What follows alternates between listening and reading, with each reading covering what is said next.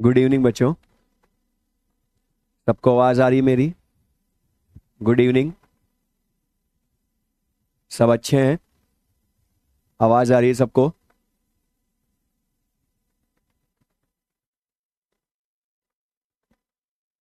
सबको आवाज आ रही है बच्चों?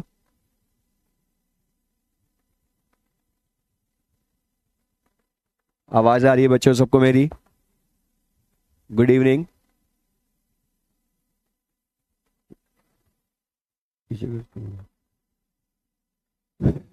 गुड इवनिंग बच्चों। तो बच्चों हमने लास्ट क्लास में स्टार्ट किया था केमिकल काइनेटिक्स से। अब केमिकल काइनेटिक्स हमने स्टार्ट किया था लास्ट क्लास में और हमने उसका इंट्रोडक्शन पढ़ा था बच्चों। तो शॉर्ट में जो हमने पढ़ा था उसी को मैं शॉर्ट में अगर आपको रिवाइज करवाऊं जिससे कि हम जो आज पढ़ेंगे वो हमें अच्छे से समझ में आएगा। तो बच्चों ध्यान से देखिएगा, जो हमने लास्ट क्लास में पढ़ा उसको हम रिवाइज करते हैं शॉर्ट में। तो बच्चों हमने बोला था केमिकल काइनेटिक्स में हम केमिकल काइनेटिक्स मतलब रासायनिक बल गतिकी में हम पढ़ते हैं रेट ऑफ रिएक्शन और factors affecting rate of reaction. जो बच्चों हमने पढ़ा था उसी को शॉर्ट में बोल रहा हूं। तो बच्चों हमने लास्ट क्लास में स्टार्ट किया था केमिकल काइनेटिक्स से और बच्चों केमिकल काइनेटिक्स में हमने बोला था रेट ऑफ रिएक्शन हम पढ़ेंगे, मैकेनिज्म ऑफ रिएक्शन पढ़ेंगे और factors affecting rate of reaction पढ़ेंगे। लेकिन हमने बोला था बच्चों रेट ऑफ रिएक्शन की जो डेफिनेशन होती है वो हमने दो तरह से पढ़ी थी बच्चों। ये ध्यान से समझिएगा वापस से, क्योंकि हम आज न्यूमेरिकल्स में इनको यूज करेंगे जो हमने लास्ट क्लास में पढ़ा था। तो बच्चों आप देख सकते हैं हमने पढ़ा था मेनली रेट ऑफ रिएक्शन, सबसे ज्यादा रेट ऑफ रिएक्शन हमने पढ़ा था बच्चों change in concentration of reactant और product per unit time. Change in concentration of reactant और प्रोडक्ट पर यूनिट टाइम मतलब बच्चों रेट ऑफ रिएक्शन का सबसे मेन जो फॉर्मूला था वो क्या था? Rate of reaction delta C by delta T. और delta C by delta T में हमने बोला था बच्चों अगर रिएक्टेंट के रेस्पेक्ट में हम रेट कैलकुलेट करते हैं तो उसमें साइन हम माइनस यूज करते हैं, जबकि प्रोडक्ट के रेस्पेक्ट में रेट फाइंड करते हैं तो प्लस यूज करते हैं। अच्छा बच्चों मुझे बता सकते हैं, हमने ये सबने कमेंट बॉक्स में बताइएगा, रेट ऑफ रिएक्शन जब रिएक्टेंट के रेस्पेक्ट में फाइंड करते हैं तो माइनस साइन यूज करते हैं, क्यों? रिएक्टेंट के रेस्पेक्ट में माइनस और प्रोडक्ट के रेस्पेक्ट में प्लस साइन ही क्यों यूज किया? ये माइनस और प्लस साइन क्या इंडिकेट करता है? तो बच्चों हमने पढ़ा था with time concentration of reactant decrease होती है, प्रोडक्ट की कंसंट्रेशन विद टाइम इंक्रीज होती है और रिएक्टेंट के रेस्पेक्ट में माइनस साइन शो करता है कि with time concentration of reactant decrease होती है, इसलिए माइनस साइन रिएक्टेंट के रेस्पेक्ट में यूज किया। जबकि प्रोडक्ट की कंसंट्रेशन विद टाइम बढ़ती है इसलिए हमने प्रोडक्ट के रेस्पेक्ट में प्लस साइन यूज किया। तो बच्चों ये सबको क्लियर है? और यूनिट भी आप देखेंगे बच्चों जब कंसंट्रेशन के रेस्पेक्ट में लाते हैं तो रेट ऑफ रिएक्शन की यूनिट हो जाती है मोल पर लीटर पर टाइम या मोलैरिटी टाइम इनवर्स। लेकिन तो बच्चों मेनली ये ध्यान रखिएगा, जब तक आपको क्वेश्चन में बोले रेट ऑफ रिएक्शन तो हमेशा हम change in concentration of reactant या product per unit time use करेंगे। लेकिन अगर आपको किसी गैसियस रिएक्शन में प्रेशर दे देता है तो ये ध्यान से सुनिएगा बच्चों, ये अच्छा क्वेश्चन होगा न्यूमेरिकल। अगर आपको किसी गैसियस रिएक्शन में रिएक्टेंट का प्रेशर दे देता है तो सबसे पहले ऑप्शंस में यूनिट पढ़िएगा बच्चों, उसकी ऑप्शंस में यूनिट पढ़िएगा कि यूनिट जो है उसकी वो प्रेशर की टर्म में ही है या कंसंट्रेशन की टर्म में है। क्योंकि बच्चों अगर रेट ऑफ रिएक्शन की यूनिट प्रेशर की टर्म में ही हुई तब तो हम delta P by delta T से आंसर डायरेक्ट ले आएंगे, उसका delta P by delta T से आंसर ले आएंगे। लेकिन ध्यान से बच्चों ये सेकंड टाइप वाला क्वेश्चन मैंने जो आपको बोला था कि when in question pressures of gas are given but ROR is asked in terms of concentration, तो बच्चों फिर हम बोल सकते हैं रेट ऑफ रिएक्शन में हमने बोला था अगर प्रेशर देकर कंसंट्रेशन की यूनिट में पूछे रेट, तो बच्चों उसी delta P by delta T को लास्ट में only R T 1 by R T कर देंगे, मतलब आर टी से डिवाइड कर दोगे बच्चों, delta P by delta T R T से डिवाइड, तो वो कंसंट्रेशन हो जाती है। तो डेल्टा सी भी बच्चों इसलिए हमने पढ़ा था delta P by R T, और आर टी से डिवाइड करते हैं वो प्रेशर से कंसंट्रेशन की यूनिट हो जाएगी। और इसमें बोला था आर की वैल्यू 0.0821 एग्जैक्ट या 1/12 अप्रॉक्स यूज करेंगे। तो बच्चों ये सबको क्लियर है, ये समझ में आया बच्चों सबको हमने। तो यहां पर अब मैंने 3 टाइप के न्यूमेरिकल बोल दिए आपको बच्चों रेट ऑफ रिएक्शन के लिए। अगर कंसंट्रेशन दे दे तो delta C by delta T से लाएंगे, लेकिन प्रेशर दे दे तो delta P by delta T से लाओगे अगर प्रेशर की टर्म में ही यूनिट है तो। लेकिन प्रेशर देकर कंसंट्रेशन पूछे तो बच्चों फिर उसमें आरटी से डिवाइड कर दोगे आप। तो ये क्लियर है बच्चों सबको ये।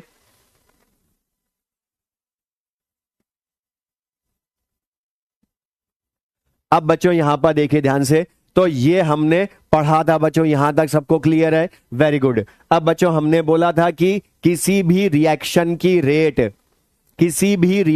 की रेट हम 2 तरह से कैलकुलेट कर सकते हैं। किसी भी रिएक्शन की रेट हम 2 तरह से कैलकुलेट कर सकते हैं बच्चों। वापस देखिए ध्यान से, एवरेज रेट ऑफ रिएक्शन, और हमने बोला था average rate of reaction is defined for a particular time interval. Particular time interval मतलब बच्चों आपको मैं बोलूंगा अगर कि टाइम T1 से T2 के बीच में रेट कैलकुलेट करें, टाइम T1 से T2 के बीच में रेट कैलकुलेट करें, तो बच्चों फिर वो कौन सी होगी, एवरेज रेट ऑफ रिएक्शन। और हमने ग्राफिकली भी क्वेश्चन बोला था बच्चों इसका, कि ग्राफिकली अगर कंसंट्रेशन ऑफ रिएक्टेंट डिक्रीज होती है तो T1 T2 टाइम पर कंसंट्रेशन ग्राफ से हम ला सकते हैं, या प्रोडक्ट के रेस्पेक्ट में भी T1 T2 टाइम पर कंसंट्रेशन प्रोडक्ट की लाएंगे। तो बच्चों रिएक्टेंट या प्रोडक्ट किसी के भी रेस्पेक्ट में एवरेज रेट ला सकते हैं ना बच्चों। तो ये ध्यान रखिएगा कि किसी भी रिएक्शन की रेट हम रिएक्टेंट के रेस्पेक्ट में भी ला सकते हैं, प्रोडक्ट के रेस्पेक्ट में भी ला सकते हैं। बस रिएक्टेंट के रेस्पेक्ट में लाएंगे तो change in concentration of reactant देखेंगे और साइन माइनस यूज करेंगे। दूसरा, अगर प्रोडक्ट के रेस्पेक्ट में लाएंगे तो change in concentration of product देखेंगे और साइन प्लस यूज करेंगे। लेकिन रेट बच्चों बताइए मुझे कैलकुलेट करने पर कभी भी नेगेटिव आएगी क्या?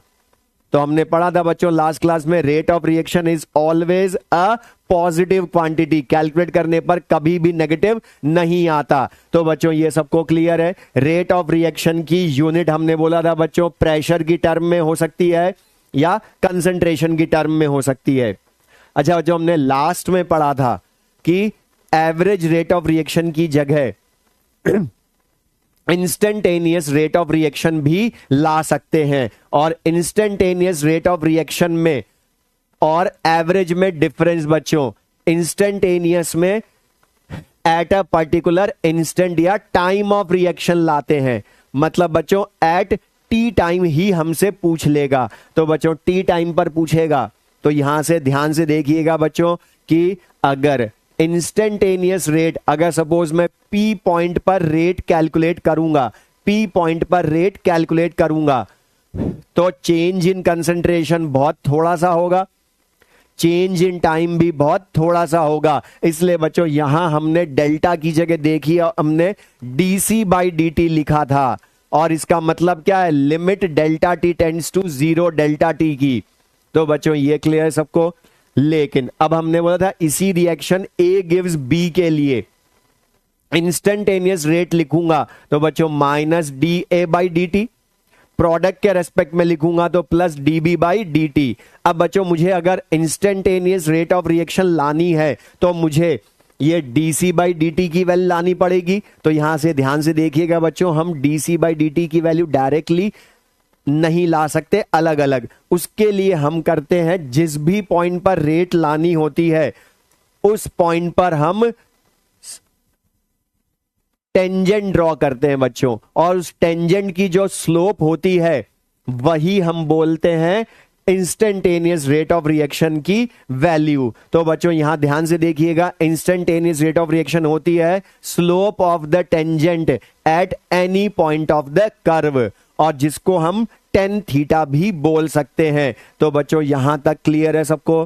तो जो हमने लास्ट क्लास में पढ़ा वो मैंने आपको शॉर्ट में रिवाइज करवा दिया। बच्चों आवाज आ रही है ना सबको? सबको आवाज आ रही है बच्चों? अब बच्चों हमने जो लास्ट क्लास में पढ़ा सारा केमिकल काइनेटिक्स वो हमने सारा बता दिया आपको, बट आपने ध्यान से देखा हो बच्चों, जो हमने थ्योरी पढ़ी अभी तक आपको, उसमें आप देखेंगे बच्चों यहां पर हमने हर बार जो रिएक्शन ली बच्चों, उसमें हमने देखिए ध्यान से सिंगल रिएक्टेंट सिंगल प्रोडक्ट वाला ही लिया रिएक्शन। ये ध्यान से समझिएगा बच्चों, हमने अभी तक रिएक्शन ली है सिंगल रिएक्टेंट सिंगल प्रोडक्ट वाली, चाहे वो एवरेज में हो तो बच्चों हमने ए गिव्स भी सिंगल रिएक्टेंट सिंगल प्रोडक्ट वाली ली। इसी तरह से इंस्टेंटेनियस में भी देखेंगे बच्चों सिंगल रिएक्टेंट सिंगल प्रोडक्ट में। तो बच्चों यहां तक सबको क्लियर है? लेकिन मुझे एक चीज बताइए बच्चों, क्या जरूरी है क्या हर रिएक्शन में सिंगल रिएक्टेंट सिंगल प्रोडक्ट ही हो? तो कोई जरूरी नहीं है।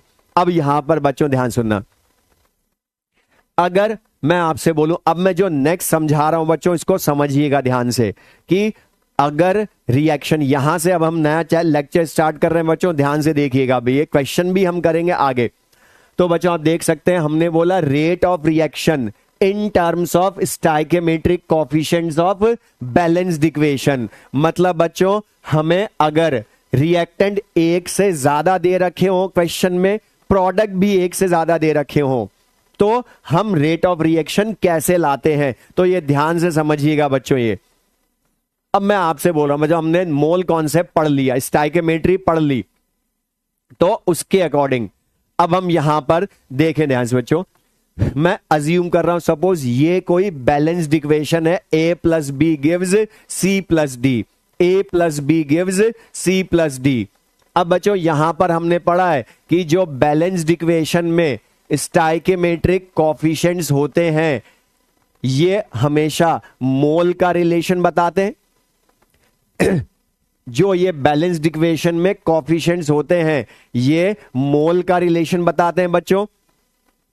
और ये मोल क्या प्रिडिक्ट कर रहा है कि 1 मोल ए कंप्लीटली रिएक्शन करता है with 1 mole B to produce 1 mole C and 1 mole D. तो बच्चों बैलेंस्ड इक्वेशन मतलब स्टाइकियोमेट्री के क्वेश्चन के अकॉर्डिंग, स्टाइकियोमेट्री के अकॉर्डिंग मैं बोलूं बच्चों यहां पर, तो ये है क्या, 1 mole A completely reacts with 1 mole B to produce 1 mole C and 1 mole D. तो बच्चों यहां पर ये तो हमने मोल कॉन्सेप्ट के अकॉर्डिंग पढ़ा, बट इस चैप्टर में रेट की टर्म में आपको मैं बोलूं तो बच्चों हमने पढ़ा है रेट जो होती है वो चेंज इन कंसंट्रेशन पर यूनिट टाइम होती है। और आप ध्यान से देखिए बच्चों यहां पर ये जो A है ये रिएक्टेंट डिसअपीयर होता है ना बच्चों, क्योंकि ये कम होता है, कंज्यूम होता है।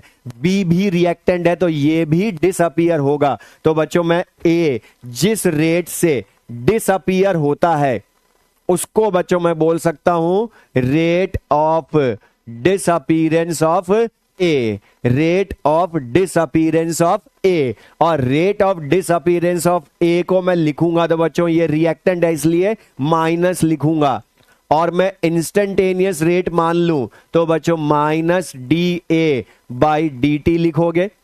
तो बच्चों यहां देख सकते हैं रेट ऑफ डिसअपीयरेंस ऑफ ए क्या हो गई, minus D A by D T. या बच्चों इसको मैं ये बोल सकता हूं यहां पर ए का 1 मोल डिसअपीयर होता है ए के 1 मोल बी से रिएक्शन करने पर।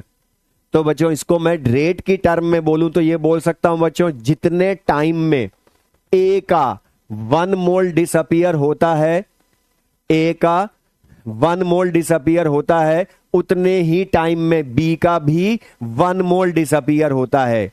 और उतने ही टाइम में सी का 1 मोल अपीयर होता है और डी का भी 1 मोल अपीयर या फॉर्म होता है। तो बच्चों ये क्लियर है बच्चों सबको? ये तो ए का 1 मोल डिसअपीयर होता है तो उसके डिसअपीयर होने की रेट क्या हो गई बच्चों? Minus D A by D T. अब यहां पर बच्चों बी के रेस्पेक्ट में अगर लिखते हैं तो वो भी डिसअपीयर हो रहा है, इसलिए rate of disappearance of B अगर मैं लिखूंगा तो बच्चों क्या हो जाएगा? Minus D B by D T. इसी तरह से बच्चों अगर सी के रेस्पेक्ट में, अब मुझे बताइए बच्चों, सी के रेस्पेक्ट में लिखूंगा तो वो डिसअपीयर होगा या अपीयर होगा? बच्चों ये अपीयर या फॉर्म होता है। बच्चों सबको क्लियर है? वेरी गुड, अच्छे से जवाब दे रहे हो बच्चों, आप सब यहां ध्यान से देख लें।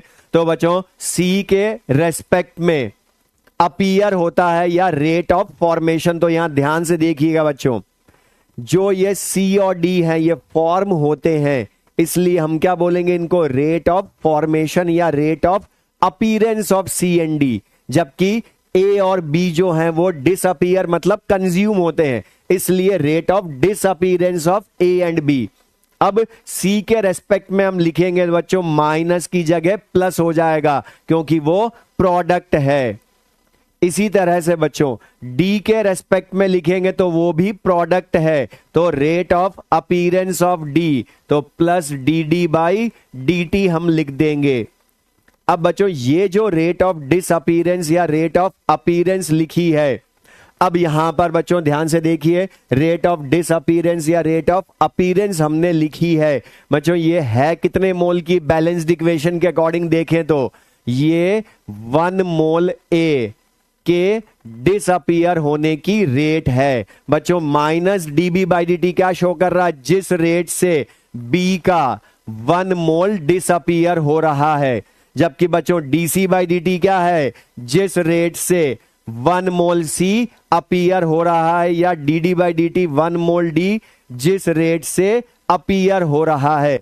अब बच्चों यहां से मैं सबसे पूछ रहा हूं, ध्यान से बताइएगा, मैं जो पूछ रहा हूं मुझे बताइए बच्चों, ये जो चारों वैल्यूज हैं, इन चारों की value minus D A by D T, minus D B by D T, plus D C by D T और plus D D by D T, इन चारों की वैल्यू बच्चों मुझे बताइए इक्वल होंगी या डिफरेंट होंगी? सबसे पूछ रहा हूं बच्चों, बताइए कमेंट बॉक्स में कि इन चारों की वैल्यूज इक्वल होंगी या डिफरेंट होंगी?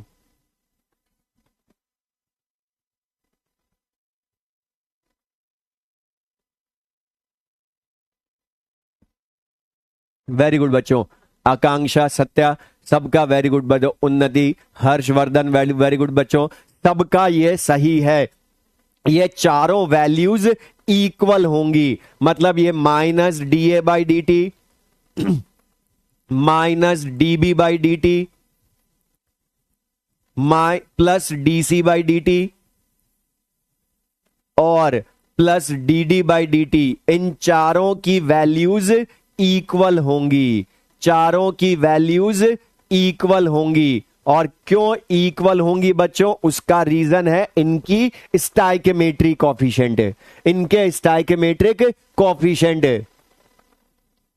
इनके चारों कौशल बेटा डिफरेंट नहीं होंगी, इक्वल होंगी। क्यों इक्वल होंगी? उसका रीजन है इनका बैलेंस्ड इक्वेशन, स्टाइकियोमेट्रिक कोएफिशिएंट। इसलिए बच्चों हेडिंग को देखो दोबारा, हमने क्या लिखा? Rate of reaction in terms of stoichiometric coefficient of balanced equation. और यहां पर बच्चों आप देख सकते हैं ये क्या है? बैलेंस्ड इक्वेशन हमने हमेशा पढ़ा है मोल कॉन्सेप्ट में। अब ध्यान से सुनिए बच्चों मैं जो बोलने वाला हूं, क्योंकि नेक्स्ट इसी में मैं चेंज करूंगा रिएक्शन में। यहां पर हमने पढ़ा है बच्चों मोल कॉन्सेप्ट में कि कोई भी केमिकल रिएक्शन कभी भी हमारे अकॉर्डिंग नहीं होती है, वो होती है बैलेंस्ड इक्वेशन के कोएफिशिएंट्स के अकॉर्डिंग, बैलेंस्ड इक्वेशन के कोएफिशिएंट्स के अकॉर्डिंग। और आप देख सकते हो बच्चों सबके बैलेंस्ड इक्वेशन में कोएफिशिएंट सेम है। मतलब बच्चों ये क्या बता रहा है कि 1 मोल ए जितने टाइम में डिसअपीयर होता है उतने ही टाइम में बी का 1 मोल डिसअपियर होगा और उतने ही टाइम में सी एंड डी के 1 मोल अपीयर होंगे। तो बच्चों मतलब क्या हो गया कि 1 मोल ए जितने टाइम में डिसअपियर होता है उतने टाइम में बी का 1 मोल डिसअपियर हो रहा है। मतलब दोनों की रेट ऑफ डिसअपियरेंस सेम है और सी और डी के 1 मोल अपीयर होते हैं। मतलब दोनों के 1 मोल अपीयर होने की रेट भी सेम है यहां पर। और बच्चों यहां पर वॉल्यूम नहीं लिखा है तो हम वॉल्यूम को 1 लीटर मानेंगे, कांस्टेंट मानेंगे। अब बच्चों यहां पर 1 मोल डिसअपियर हो रहा है, 1 मोल बी डिसअपियर हो रहा है, 1 मोल अपीयर हो रहा है, इसलिए अब बच्चों यहां पर, और ये साइन तो ओनली बच्चों हमने पढ़ा इसलिए हम यूज करते हैं कि ये रिएक्टेंट है। प्रोडक्ट के रेस्पेक्ट में प्लस इसलिए यूज करते हैं क्योंकि इनकी कंसंट्रेशन बढ़ती है। तो बच्चों ये क्लियर है सबको, आपको ये। अब यहां पर ध्यान से सुनिएगा बच्चों, मैं जो बोलने वाला हूं यहां आप ध्यान से देखें। हमने बोला है अभी तक रेट ऑफ डिसअपीयरेंस या रेट ऑफ अपीयरेंस। यहां ध्यान से देखिएगा बच्चों, मैंने अभी तक लिखा है रेट ऑफ डिसअपीयरेंस या रेट ऑफ अपीयरेंस। मैंने रेट ऑफ रिएक्शन नहीं लिखा बेटा, अभी तक रेट ऑफ रिएक्शन नहीं लिखा। क्यों? क्योंकि हमने पढ़ा है बच्चों रेट ऑफ रिएक्शन किसी भी रिएक्टेंट या किसी भी प्रोडक्ट के रेस्पेक्ट में लाएं, वो रेट ऑफ रिएक्शन सेम आती है। किसी भी रिएक्टेंट या प्रोडक्ट के रेस्पेक्ट में रेट ऑफ रिएक्शन लाएं वो सेम आती है और आनी चाहिए बच्चों। क्यों? क्योंकि एक रिएक्शन में अगर ये चारों अलग अलग हो जाएंगी तो बता एक रिएक्शन की 4 रेट नहीं हो सकती। तरुण बेटा मैं जो बता रहा हूं वो समझो ध्यान से, मोलैरिटी या मोल नहीं है। मोल को मैंने बोला ये कंसंट्रेशन का चेंज मोल पर लीटर अपने आप होता है, तो मैं पर लीटर नहीं बोल रहा हूं तो अंडरस्टूड है कि वो पर लीटर है। इतनी चीजें अब ये से छोटे छोटे डाउट्स मत पूछो बच्चों, टाइम वेस्ट होएगा हमारा। थोड़ा सा ध्यान से पढ़ो। अभी जो मैं पढ़ा रहा हूं बच्चों, नमन मीना बेटा जो मैं पढ़ा रहा हूं उसको समझो, आगे की चीज मत भागो, आगे से कोई फायदा नहीं है। अब बच्चों यहां पर देखिए ये rate of disappearance rate of appearance है और इन्हीं को मैं चारों को अलग अलग रेट ऑफ रिएक्शन भी बोल सकता हूं। क्यों बोल सकता हूं? क्योंकि ये रेट ऑफ रिएक्शन चारों की सेम आती है, चाहे मैं अकेले ए के रेस्पेक्ट में रेट लाऊं, अकेले बी के रेस्पेक्ट में रेट लाऊं, अकेले सी के रेस्पेक्ट में रेट ऑफ रिएक्शन लाऊं, अकेले डी के रेस्पेक्ट में रेट ऑफ रिएक्शन लाऊं, ये सेम आएगी। लेकिन अब ये जो बच्चे कुछ जिनको पेशेंस बिल्कुल नहीं है उनको मैं बोल रहा हूं, अभी मैंने खाली एक एग्जाम्पल समझाया है लेकिन वो कमेंट बॉक्स में लिखे जा रहे हैं कि डिफरेंट कॉफिशिएंट हुए तो हम क्या करेंगे। तो रुक तो जाओ बेटा, एक साथ सारी चीजें तो मैं बता नहीं सकता ना, एक एक करके ही बताऊंगा, थोड़ा सा पेशेंस रखो। अब ये तो हमने बोला बच्चों जब रिएक्टेंट प्रोडक्ट के स्टाइकियोमेट्रिक कोएफिशिएंट सेम है, स्टाइकियोमेट्रिक कोएफिशिएंट सेम है तो rate of reaction rate of disappearance appearance सब सेम आ गई बच्चों।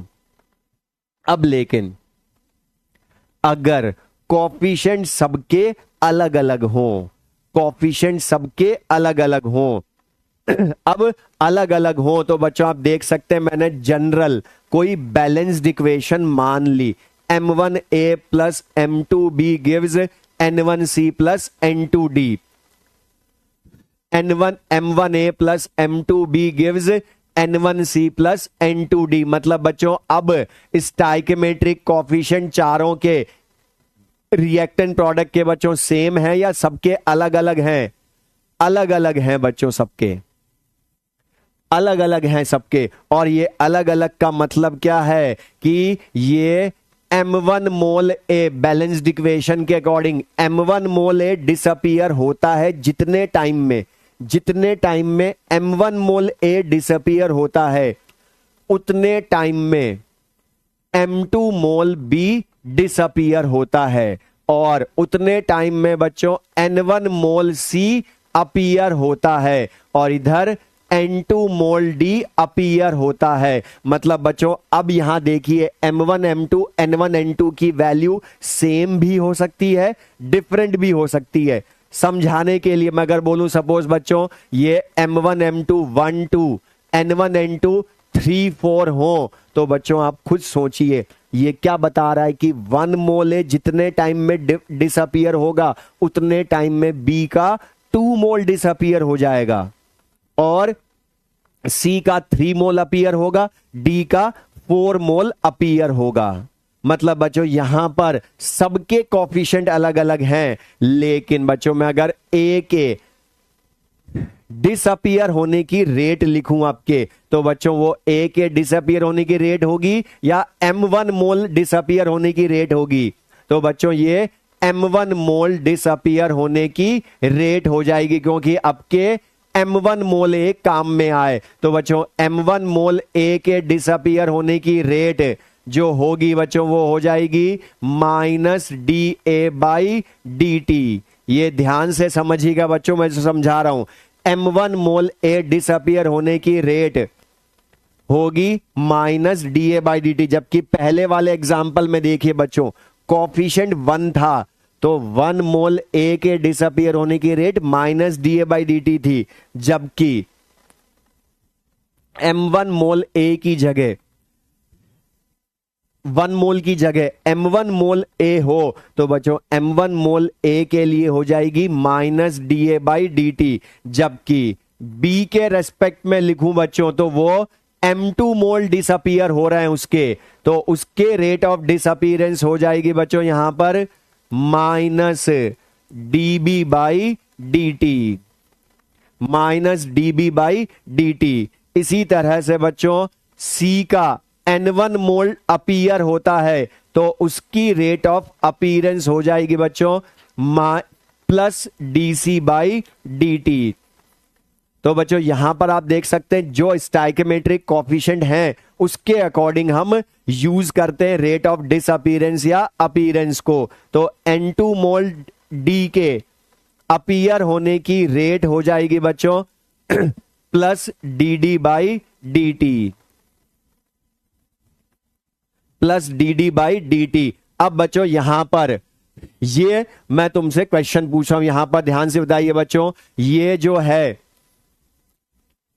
अब कॉफिशिएंट कभी सेम दे भी सकता है, कभी सेम नहीं भी दे सकता। अब मुझे एक चीज बताइए ध्यान से बच्चों, अगर सबके कॉफिशिएंट्स 1 2 3 4 हैं, 1 2 3 4 हैं, तो बच्चों यहां पर आप देखिए कि अगर मैं 1 कॉफिशिएंट ए मानता हूं तो इसका मतलब क्या हो गया कि 1 मोल ए डिसअपियर होता है, उतने टाइम में बी का 2 मोल डिसअपियर हो जाता है। मतलब बच्चों ए और बी के डिसअपियर होने की रेट इक्वल है या डिफरेंट है?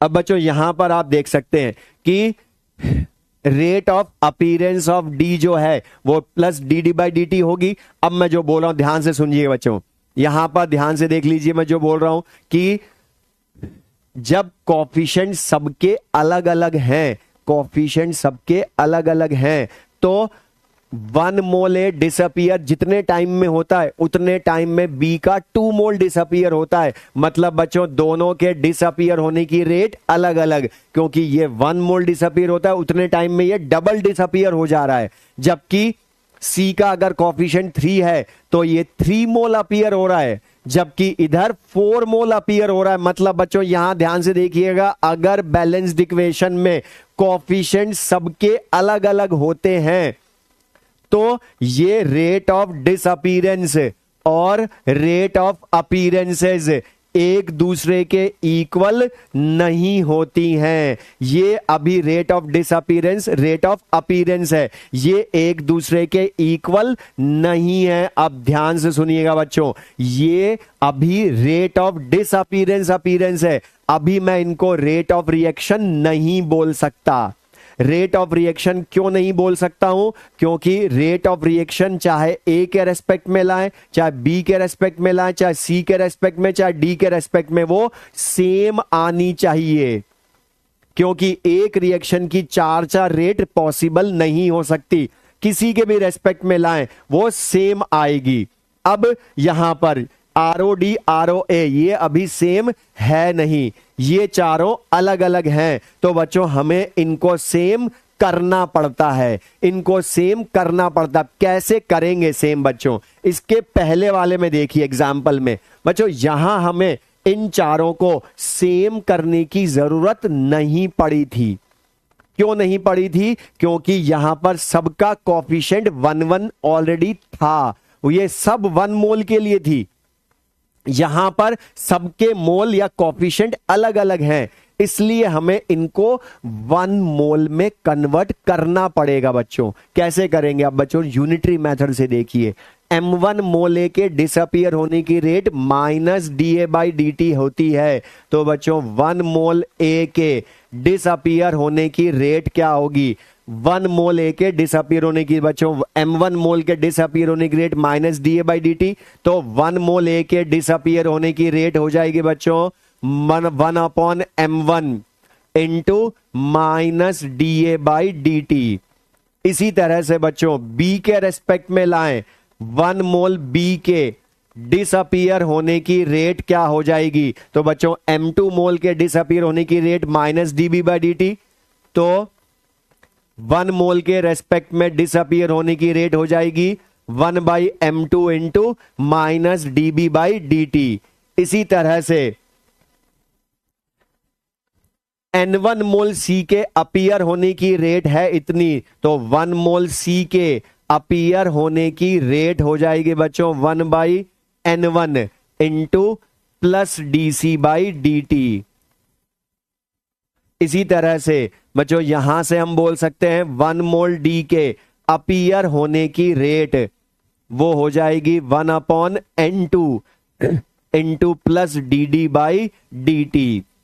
और अब बच्चों आप देख सकते हैं ये हमने 1 मोल के लिए चेंज किया। क्यों? क्योंकि जिससे कि हर रिएक्टेंट प्रोडक्ट के रेस्पेक्ट में रेट ऑफ रिएक्शन सेम आ जाए। अब आप देख सकते हो बच्चों ये जो रेट्स आई, ये जो चारों रेट आई, ये क्या है? सब 1 मोल ए के डिसअपियर होने की रेट, ये भी 1 मोल बी के डिसअपियर होने की रेट, जबकि ये दोनों हैं 1 मोल सी एंड डी के अपीयर होने की रेट। इसका मतलब बच्चों यहां पर ये मीनिंग हो गया कि रेट ऑफ रिएक्शन, अब बच्चों यहां पर देख सकते हैं इस रेट से ए का 1 मोल डिसअपियर होता है, इस रेट से बी का 1 मोल डिसअपियर होता है, इस रेट से सी का 1 मोल अपीयर होता है, इसका 1 मोल डी अपीयर होता है। मतलब बच्चों यहां पर अब ये सब पर मोल डिफाइंड हो गई, मतलब पर स्टाइकियोमेट्रिक कोएफिशिएंट डिवाइड हो गई। तो बच्चों इन चारों की न्यूमेरिकल वैल्यू सेम आ जाएगी, और सेम आ जाएगी तो हम बोल सकते हैं इनको ABCD के रेस्पेक्ट में रेट ऑफ रिएक्शन। और बच्चों rate of reaction with respect to reactant product हम बोलेंगे यहां पर। तो बच्चों आप देख सकते हो ए के रेस्पेक्ट में रेट ऑफ रिएक्शन में बोल दूंगा 1/M1 इंटू -dA/dt। और बच्चों यही वैल्यू आएगी बी के रेस्पेक्ट में भी, क्योंकि उसका भी 1 मोल ही अपीयर डिसअपियर हो रहा है। तो 1/M2 इंटू -dB/dt। इसी तरह से C के रेस्पेक्ट में लाएंगे तो 1/N1 इंटू +dC/dt, या D के रेस्पेक्ट में लाएंगे तो 1/N2 इंटू +dD/dt। तो बच्चों ये क्लियर है सबको ये कि अब यहां पर तनु यादव बेटा हमने 1 कोएफिशिएंट से डिवाइड क्यों किया? एक बार और बोल रहा हूं बच्चों सबको ध्यान से कि हमें रेट ऑफ रिएक्शन चाहे किसी भी रिएक्टेंट के रेस्पेक्ट में लाएं या किसी भी प्रोडक्ट के रेस्पेक्ट में लाएं, रेट ऑफ रिएक्शन सेम आनी चाहिए। लेकिन यहां पर आप देखो सबके कोएफिशिएंट अलग अलग जब थे तो ये सबके अलग अलग मोल के डिसअपियर होने की या अपीयर होने की रेट बता रही थी, लेकिन हमें सबके रेस्पेक्ट में सेम आन लानी है। इसलिए हमने क्या करा बच्चों, सबको पर मोल डिफाइन कर दिया पहले वाले क्वेश्चन की तरह। बच्चों यहां पर अपने आप इक्वल आ गई थी चारों। क्यों आ गई थी? क्योंकि सबका कोफिशिएंट पहले से ही 1 मोल था, लेकिन इसमें नहीं था, इसलिए हमने पर मोल डिफाइन करा। और यूनिटरी मेथड से m1 मोल के लिए माइनस da/dt, तो 1 मोल के लिए m1 से डिवाइड हो जाएगा बच्चों। अब यहां पर अब मैं जो बोल रहा हूं बच्चों ध्यान से सुनिएगा, सबसे इंपॉर्टेंट चीज, काम की चीज, मैं इसको शॉर्ट में, अब बच्चों अभी तो मैंने ये पूरा सॉल्व करके समझाया, लेकिन ऑब्जेक्टिव में हमें ये जल्दी करना है, टाइम सेव करना, तो लैंग्वेज बहुत ध्यान से पढ़िएगा बच्चों। अब मैं आपको जो बोल रहा हूं ध्यान से सुनिएगा कि यहां आप देखिए, मैं आपसे क्वेश्चन में बोल रहा हूं, सुन लिए बच्चों ध्यान से। ये आप कमेंट बॉक्स में मत लिखिएगा कुछ भी, जो मैं बोल रहा हूं वो काम की चीज है। क्वेश्चन जब हम करेंगे तब लिखिएगा कि अगर आपसे क्वेश्चन में पूछा क्या है, ये ध्यान से पढ़िएगा बच्चों। अगर मैं इसमें इक्वेशन लिख दूं मैं और बोलूं ए के रेस्पेक्ट में रेट ऑफ रिएक्शन लाएं, ए के रेस्पेक्ट में रेट ऑफ रिएक्शन, तो बच्चों वो होगी पूरा 1/m1 इंटू माइनस da/dt। लेकिन अगर माइनस da/dt पूछा है तो बच्चों ये माइनस da/dt क्या है बच्चों बताइए? ये माइनस da/dt और माइनस dB/dt बच्चों, ये बताइए ये रेट ऑफ रिएक्शन है दोनों ओनली, या ये रेट ऑफ डिसअपीयरेंस है? तो बच्चों ये ध्यान रखिएगा, जब हम कोफिशिएंट से डिवाइड नहीं करेंगे तो ये है rate of disappearance of A and B, rate of disappearance of A and B, जबकि dC/dt ओनली और dD/dt बच्चों ये है rate of appearance of C and D। तो बच्चों ये क्वेश्चन में ध्यान से पढ़िएगा कि आपको रेट ऑफ रिएक्शन बोला है क्वेश्चन ने, या रेट ऑफ डिसअपीयरेंस या रेट ऑफ अपीयरेंस बोला है। अब बच्चों ये तो हमने पूरा सॉल्व करके बताया, लेकिन आगे से हम इसका कंक्लूजन यूज करेंगे बच्चों, ध्यान से शॉर्ट में। अब बच्चों यहां से आप देख सकते हैं, मैं शॉर्ट में कंक्लूजन बना लूं इसका, तो यहां से देख सकते हो बच्चों कि रेट ऑफ रिएक्शन में और रेट ऑफ डिसअपीयरेंस या रेट ऑफ अपीयरेंस में डिफरेंस क्या है कि हम खाली कोफिशिएंट से डिवाइड कर देते हैं तो वो रेट ऑफ रिएक्शन हो जाती है, और कोफिशिएंट से डिवाइड नहीं करते हैं तो वो रेट ऑफ रिएक्शन नहीं होती, रेट ऑफ डिसअपीयरेंस अपीयरेंस हो जाती है। तो बच्चों यहां से कंक्लूजन में आपको शॉर्ट में बोलूं तो बच्चों ये लिख सकता हूं, जो हम आगे क्वेश्चंस में यूज करेंगे बच्चों की, rate of reaction is equal to rate of disappearance या rate of appearance upon stoichiometric coefficient of that reactant या प्रोडक्ट। बच्चों किसी भी रिएक्टेंट या प्रोडक्ट की जो रेट ऑफ डिसअपीयरेंस होती है उसी को उसके स्टाइकियोमेट्रिक कोएफिशिएंट से डिवाइड कर देंगे तो बच्चों रेट ऑफ रिएक्शन आ जाएगी, या रेट ऑफ अपीयरेंस को डिवाइड कर देंगे तो रेट ऑफ रिएक्शन आ जाएगी।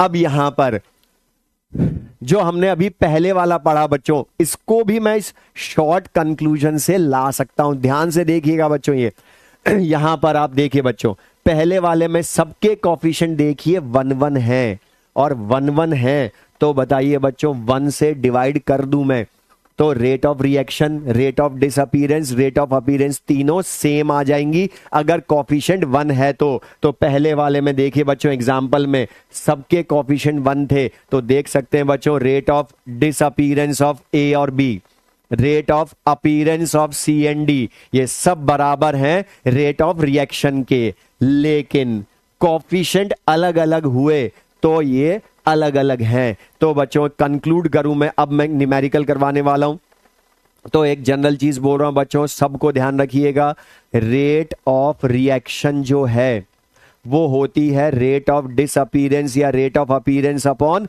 स्टाइकियोमेट्रिक कोएफिशिएंट, और स्टाइकियोमेट्रिक कोएफिशिएंट होती है मतलब rate of disappearance, rate of appearance किसी रिएक्शन के लिए सेम आ भी सकती हैं, नहीं भी आ सकती, लेकिन रेट ऑफ रिएक्शन हमेशा सेम आती है। अब देखिए बच्चों, अब हम ये क्वेश्चन करते हैं।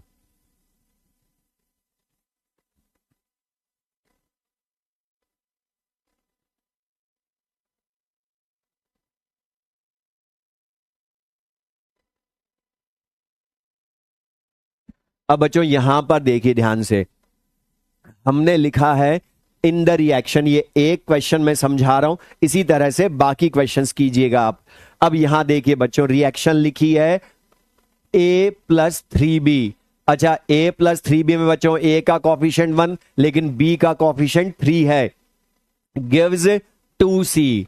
द ROD बच्चों ये क्या है, rate of disappearance of b is 6 into 10 की power minus 3 molarity second inverse, क्योंकि बच्चों रेट की यूनिट कंसंट्रेशन की टर्म में मोलैरिटी टाइम इनवर्स होती है, और आप देख सकते हैं बच्चों टाइम इनवर्स जो है वो किस में है, सेकंड में। अब तो आपसे पूछा है बच्चों find rate of reaction, rate of reaction. तो बच्चों यहां पर अब आपको रेट ऑफ रिएक्शन पूछा है, तो बच्चों rate of reaction, rate of disappearance of be the. तो बच्चों हमने जो अभी कंक्लूजन पढ़ा था उसके अकॉर्डिंग डायरेक्ट ले आइए कि ROR, जो हमने पढ़ा है ROR जो होता है वो क्या है, rate of disappearance of B. अगर बी का डाटा दिया इसलिए बच्चों रेट ऑफ डिसअपीयरेंस भी बी की ही ले रहा हूं ना, और उसका स्टाइकियोमेट्रिक कोएफिशिएंट कितना है, 3। तो rate of disappearance of B को कोएफिशिएंट से डिवाइड कर दीजिए, 6 इंटू 10 की पावर माइनस 3 अपॉन 3 करेंगे तो बच्चों आंसर सबका आ गया, very good. 2 into 10 raise to the power minus 3 molarity second inverse. तो बच्चों फर्स्ट वाला सबका आ गया, वेरी गुड।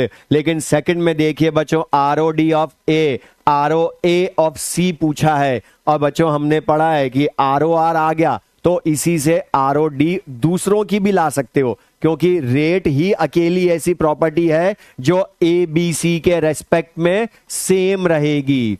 तो बच्चों एक चीज ध्यान रखिएगा, चाहे मैं आपसे क्वेश्चन में ROD ROA के क्वेश्चन में, ये ध्यान से सुन लीजिए बच्चों, अगला करेगा फिर आप ध्यान से, ROD ROA के क्वेश्चन में आपसे मैं कुछ भी पूछूं, रेट ऑफ रिएक्शन ना भी पूछूं, तो भी आपको सबसे पहले ROR लानी है, क्योंकि वही एक प्रॉपर्टी है जो तीनों रिएक्टेंट के प्रोडक्ट के रेस्पेक्ट में सेम रहेगी। अब बच्चों ROD ऑफ ए लाना है, तो बच्चों ROD ऑफ ए के रेस्पेक्ट में लिखूंगा ROR को, तो ROD ऑफ ए अपॉन ए का स्टाइकियोमेट्रिक कोएफिशिएंट 1, और आप देख सकते हैं बच्चों दोनों जो है वो इक्वल आ गई, मतलब ROD ऑफ ए जो है वो ROR के इक्वल है। मतलब बच्चों ये जो ROR है ये यहां पुट कर सकते हो, और ये पुट कर देंगे तो बच्चों इसका भी आंसर हो गया 2 into 10 raise to the power minus 3 molarity second inverse. अब बच्चों थर्ड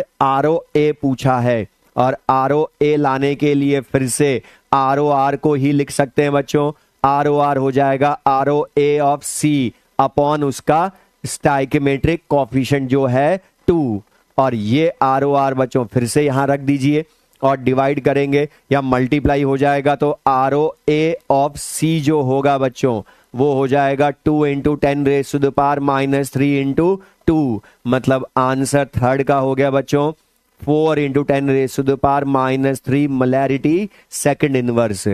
तो बच्चों ये क्लियर है, तो ये ध्यान रखिएगा कि आपसे रेट ऑफ रिएक्शन चाहे मैं पूछूं या ना पूछूं, हमेशा आपको रेट ऑफ रिएक्शन लानी ही है सबसे पहले, क्योंकि वही एक प्रॉपर्टी है जो ABC सबके रेस्पेक्ट में सेम रहती है। पीयूष बेटा 3 इंटू 10 की पावर माइनस 3 नहीं आएगा, आप देख सकते हो बच्चों, सिंपल सा क्वेश्चन। सबका क्लियर है बच्चों, सबका हो गया ये, वेरी गुड। एजाज आलम बेटा 4 नहीं, 4 इंटू 10 की पावर माइनस 3 आएगा थर्ड का आंसर, वेरी गुड बच्चों। और अंजलि बेटा साइन यूज करके ही रेट लाते हैं, तो वो पॉजिटिव लाने के लिए ही करते हैं। अमन शर्मा बेटा गलत नहीं है, तुम्हारा गलत है। रेट ऑफ रिएक्शन ला चुके, ROA लाना, इसलिए इंटू 2 होगा। और बेटा साइन हमने यूज कर चुके, वो माइनस प्लस उसमें सब कंक्लूजन में आ गया। हमने बता बच्चों बोला था यहां पर ये, और ROD ROA विद साइन ही होती हैं, इसलिए ऐसी चीजें मत करिए, सिली मिस्टेक। ये माइनस के साथ ही ROD ROA होती हैं। अब नेक्स्ट क्वेश्चन बच्चों हम करते हैं, इससे और थोड़ा सा मैं चेंज करूंगा। प्रिंसी गुप्ता बेटा मैंने अभी बोला माइनस तो ROD ROA में अपने आप आ जाता है। नेक्स्ट क्वेश्चन करिए बच्चों। अब ये लैंग्वेज में थोड़ा सा चेंज है, अब इसमें लैंग्वेज में थोड़ा सा चेंज है।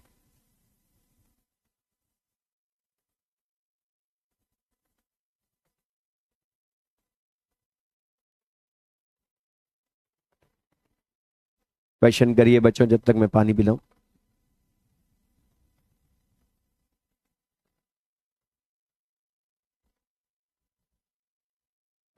अमन बेटा सही है तुम्हारा भी।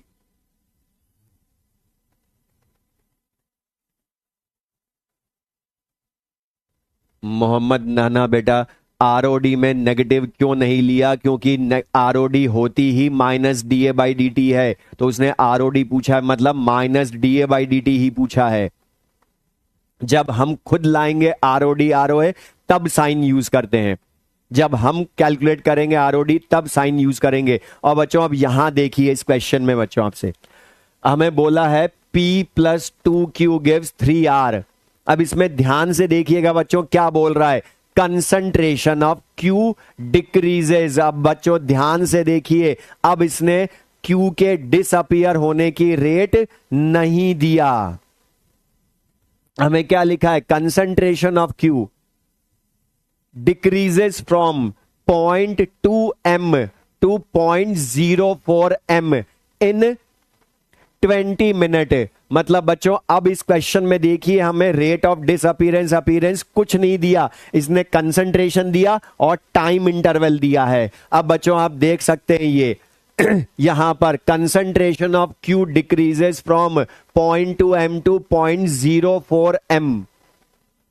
अब 20 मिनट में बच्चों आप देख सकते हो, तो ये क्या हो गई इसकी 0.2 m Q की। अच्छा बच्चों आप देख सकते हैं Q जो है वो रिएक्टेंट है, और रिएक्टेंट की कंसंट्रेशन हमें पता है सबको बच्चों की डिक्रीज होती है, तो इनिशियल कंसंट्रेशन उसकी 0.2 है, फाइनली डिक्रीज होने के बाद रह गई C2, और हमें 20 मिनट में दिया है बच्चों। अच्छा यहां पर ध्यान से देखिए बच्चों, इसने आफ्टर 20 मिनट लिखा है। अच्छा बच्चों इसने इनिशियल टाइम नहीं लिखा, और इनिशियल टाइम ये ध्यान रखिएगा बच्चों, जब ना लिखे तो हम 0 मान लेते हैं, मतलब ये 0 से 20 मिनट, मतलब बच्चों यही क्या हो गया, डेल्टा टी। तो बच्चों ध्यान से देखिए हमें डेल्टा टी दिया है, C1 C2 दिया है, और हमसे पहले पार्ट में पढ़िए बच्चों क्या बोला है, ROD of P and Q। लेकिन डाटा है हमारे पास, डाटा है हमारे पास Q का, इसलिए पहले हम लाएंगे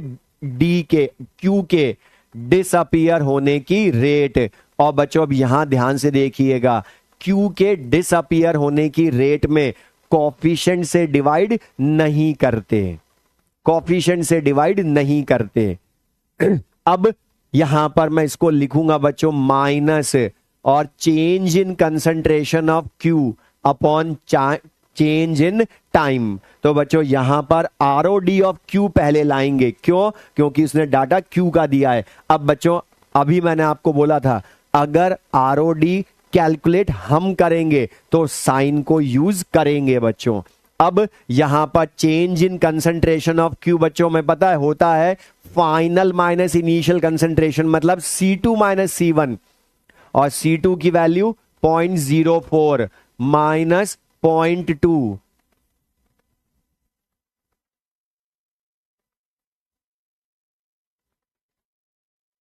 अपॉन टाइम इंटरवल 20 लिखेंगे बच्चों। और इसको सॉल्व जब करोगे बच्चों तो ये 0.016 अपॉन 20। अच्छा बच्चों रेट कैलकुलेट करने पर कभी भी नेगेटिव नहीं होती, इसलिए ये माइनस 0.016 अपॉन 20 सॉल्व करेंगे तो बच्चों इससे ROD की वैल्यू आ जाएगी 8 इंटू 10⁻⁻³ और यूनिट देखिए बच्चों मोलैरिटी, लेकिन टाइम किस में है, मिनट में, इसलिए बच्चों ये मोलैरिटी मिनट इनवर्स आएगी वैल्यू, मोलैरिटी मिनट इनवर्स आएगी, मोलैरिटी मिनट इनवर्स। अब बच्चों ये तो वैल्यू आ गई आरओडी की। अब लेकिन बच्चों आप देखिए दूसरे क्वेश्चन में पूछा है आरओडी ऑफ पी और आरओए ऑफ आर, लेकिन मैंने बच्चों आपको बोला था आरओडी आरओए कुछ भी पूछे उसमें हमें हमेशा पहले आरओआर लानी पड़ेगी। अब बच्चों आरओआर हम ला सकते हैं क्योंकि आरओडी ऑफ क्यू हम ला चुके, तो जो बच्चों हमने कंक्लूजन पढ़ा था उसी को यूज कर सकते हो। आरओआर क्या हो जाएगी बच्चों, ROD of Q upon Q का स्टाइकोमेट्रिक कोफिशिएंट जो कि 2 है, तो बच्चों इससे ला सकते हैं 8 इंटू 10⁻³ अपॉन 2, सॉल्व करेंगे तो बच्चों आंसर आ जाएगा 4 into 10⁻³ molarity minute inverse.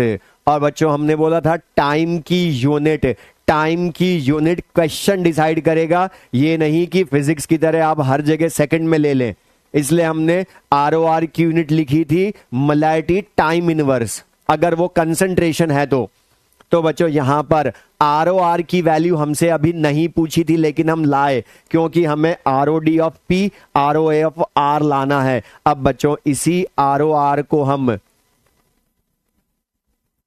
आरओडी of P के रेस्पेक्ट में लिखें, तो बच्चों आरओडी ऑफ पी के रेस्पेक्ट में लिखेंगे तो उसका स्टाइकोमेट्रिक कोफिशिएंट 1 है, इसलिए बच्चों आरओआर आरओडी ऑफ पी सेम आ जाएगी और आरओडी ऑफ पी जो है बच्चों इससे आ जाएगी सेम, ये वैल्यू पुट कर दोगे तो 4 इंटू 10⁻³ मोलैरिटी मिनट इनवर्स ही, तो आरओडी ऑफ पी आ गई बच्चों। इसी तरह से आरओए ऑफ आर लाएं तो फिर से आरओआर को आरओए ऑफ आर की टर्म में लिख सकते हैं और आरओए ऑफ आर की टर्म में लिखेंगे तो बच्चों उसका कोफिशिएंट है 3, इसलिए 3 से डिवाइड कर देंगे बच्चों हम, और 3 से डिवाइड जब हम करेंगे तो बच्चों यहां पर आरओए ऑफ आर हमें लाना है, तो आरओए ऑफ आर जो होगा बच्चों वो 3 times of rate of reaction हो जाएगा, तो 3 इंटू 4 इंटू 10⁻³ तो बच्चों आंसर हो जाएगा 12 इंटू 10⁻³ मोलैरिटी मिनट इनवर्स। तो बच्चों ये क्लियर है सबको, ये तो ये ध्यान रखिएगा बच्चों कि शिवानी बेटा हमें कैसे पता चला क्यू को ही फाइंड करना था, क्योंकि डाटा देखिए क्यू का गिवन था, अगर ये पी या आर का गिवन होता तो हम पी और आर का लाते, तो ये चीज क्लियर है सबको बच्चों ये। अब इसी में हम नेक्स्ट क्वेश्चन करते हैं। अब मैंने जो पढ़ाया बच्चों उसी को यूज करना, अब ये तो बहुत इजी सा क्वेश्चन है बच्चों।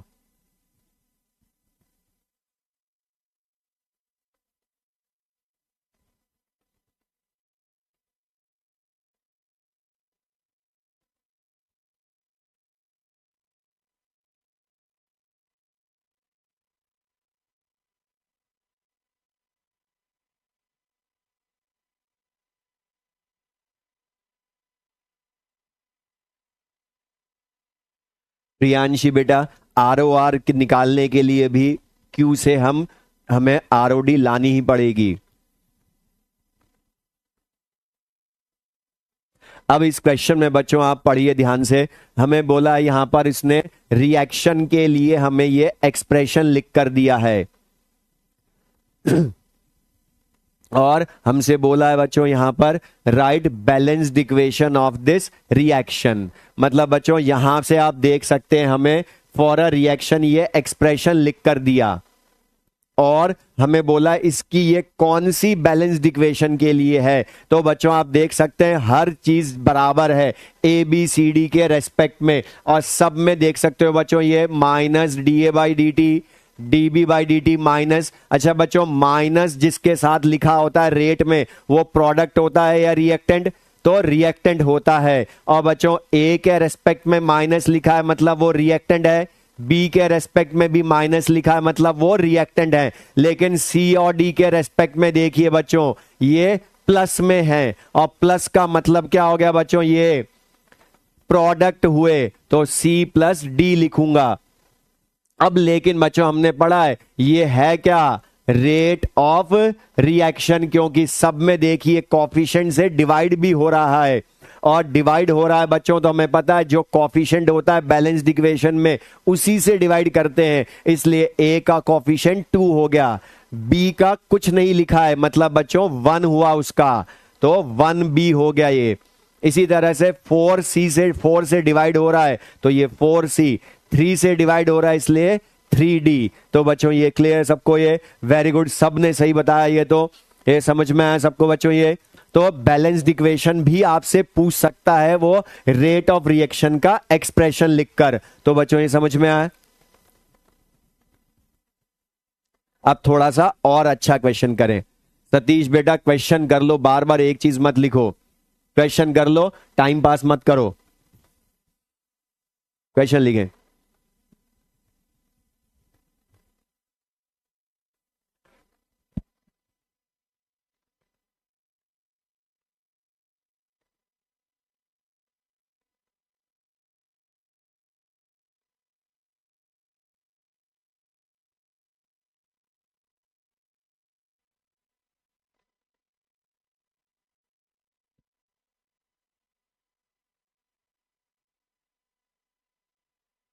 अब बच्चों यहां पर हमें बोला है ग्राफ प्लॉट करके दिया है हमें, और हमें ग्राफ के अकॉर्डिंग बोला है ये जो बैलेंस्ड इक्वेशन है इसमें n की वैल्यू लाएं। और बच्चों आप देख सकते हैं n की वैल्यू जो है, n की जो वैल्यू है वो है प्रोडक्ट का कॉफिशिएंट, और प्रोडक्ट का कॉफिशिएंट जो है वो हमें लाना है लेकिन ग्राफ के अकॉर्डिंग। और बच्चों आप देखिए ग्राफ में कंसंट्रेशन को वाई एक्सिस पर लिया, नीचे से ऊपर जा रहे हैं, बढ़ रही है, टाइम लेफ्ट टू राइट जा रहे हैं, एक्स एक्सिस पर बढ़ रहा है, और बच्चों ओरिजिन पर इसकी वैल्यू 0 है सबकी। अब हमसे पूछा है वैल्यू ऑफ n, मतलब प्रोडक्ट का कॉफिशिएंट 0 to 5 सेकंड के बीच में। अब बच्चों यहां पर हमें दिख रहा है कि कंसंट्रेशन ग्राफ देखिए बच्चों, ए का कंसंट्रेशन का ग्राफ डिक्रीज हो रहा है, बी की कंसंट्रेशन का ग्राफ इंक्रीज हो रहा है, और हमें अलग अलग टाइम पर कंसंट्रेशंस गिवन है। लेकिन बच्चों हमें एन लाना है तो हमें ऐसी प्रॉपर्टी लानी पड़ेगी जो ए और बी दोनों के रेस्पेक्ट में सेम रहे, और वो एक ही प्रॉपर्टी होती है ए और बी के रेस्पेक्ट में रेट ऑफ रिएक्शन। इसलिए मैं फिर से लिखूंगा रेट ऑफ रिएक्शन का एक्सप्रेशन, और आप देख सकते हैं बच्चों जो कॉफिशिएंट होता है उससे डिवाइड करते हैं। अब बच्चों यहां पर मैं ए के रेस्पेक्ट में लिखूंगा तो 1/1 into minus delta A by delta T लिखूंगा। इसी तरह से बच्चों बी के रेस्पेक्ट में लिखूंगा, वो प्रोडक्ट है उसका कॉफिशिएंट एन से डिवाइड होगा तो 1/n into delta B by delta T. अब बच्चों आप देख सकते हैं यहां से अगर मुझे n की वैल्यू लानी है तो मुझे पहले ये फॉर्मूला बता रहा रेट ऑफ रिएक्शन का कि minus delta E by delta T और plus delta B by delta T लाना पड़ेगा। अब ये लाएंगे कैसे, उसके लिए आप देखिए बच्चों हमें चेंज इन कंसंट्रेशन ऑफ ए चाहिए, चेंज इन कंसंट्रेशन ऑफ ए। तो बच्चों आप देख सकते हैं हमसे पूछा है T1 टाइम उसने दिया है 0, T2 टाइम दिया है 5 सेकंड। तो बच्चों ए के ग्राफ में T1 मतलब 0 टाइम पर आप देखिए बच्चों, ध्यान से देखिएगा बच्चों ये ग्राफ में कि 0 टाइम पर अब बच्चों concentration of A initially maximum होती है। तो बच्चों आप देख सकते हैं 0 टाइम पर ए की कंसंट्रेशन है 0.6, मतलब बच्चों T1 टाइम मतलब डेल्टा टी जब लिखूंगा तो फाइनल माइनस इनिशियल टाइम, और फाइनल टाइम है 5 - 0। अब बच्चों 0 टाइम पर रिएक्टेंट ए की कंसंट्रेशन ग्राफ के अकॉर्डिंग दिख रही है बच्चों 0.6। अच्छा बच्चों 5 सेकंड पर देखिए, 5 सेकंड पर ए के ग्राफ में देखिए ये है वैल्यू 0.5 ए के ग्राफ में। तो बच्चों ए के कर्व में देखेंगे तभी ए की कंसंट्रेशन आएगी, और वो है वैल्यू बच्चों 0.5। तो बच्चों minus delta A by delta T हमने -0.5 -0.6 अपॉन 5 - 0 कैसे लिखा है समझ में आया। अब 1/n लिखूंगा बच्चों इधर। अब इसी तरह से डेल्टा टी तो T2 - T1 5 - 0। अच्छा बच्चों 0 टाइम पर प्रोडक्ट बी की कंसंट्रेशन का कर्व देखिए, ये 0 से स्टार्ट हो रहा है, इसलिए बच्चों 0 टाइम पर बी था ही नहीं, मतलब इनिशियली 0। और अब बी के कर्व में देखिए बच्चों 5 सेकंड पर इसकी वैल्यू है 0.3। और इनको सॉल्व करेंगे बच्चों तो ये -0.1 minus minus plus 1/5 equals to 1/n into 0.3 0.1/5 equals to 1/n into 0.3/5। अब बच्चों यहां से देख सकते हैं 5 कैंसिल हो जाएगा, पॉइंट भी हट जाएगा, तो n वैल्यू आ जाएगी 3। मतलब बच्चों इस क्वेश्चन का आंसर हो गया 3, जो वेरी गुड, बहुत सारे बच्चों ने सही बताया। तो बच्चों यहां पर भी आप देख सकते हैं हर क्वेश्चन में एक ही चीज करनी है, हमने रेट ऑफ रिएक्शन का एक्सप्रेशन लिखना है। तो बच्चों मैं आपको बोलूं, अब यहां ध्यान से सुनिएगा, समराइज करूं जितने भी हमने अभी तक चारों क्वेश्चन करवाए बच्चों, उसमें देखिए सब में आपने ध्यान से देखा हो, सबसे पहले हमने बच्चों रेट ऑफ रिएक्शन का ही एक्सप्रेशन लिखा। अब मैं इन चारों ABC का एक साथ लिखकर भी ला सकता था। अगले क्वेश्चन में भी देखिए बच्चों, हर बार ROR को ही यूज कर रहे हैं हम। यहां पर फोर्थ क्वेश्चन में देखिए बच्चों, यहां भी ROR का ही एक्सप्रेशन लिखकर हमने क्वेश्चन सॉल्व किया। बच्चों ये क्लियर है सबको? ये वेरी गुड बच्चों, सबका सही है। फैज सबका बढ़िया, एजाज, नौशीन खान सबका वेरी गुड बच्चों, सबका सही है। नेक्स्ट क्वेश्चन बच्चों हम करते हैं। अब मैं थोड़ा सा चेंज करूंगा क्वेश्चन के डाटाज में, लैंग्वेज में चेंज, ये ध्यान से करिएगा बच्चों।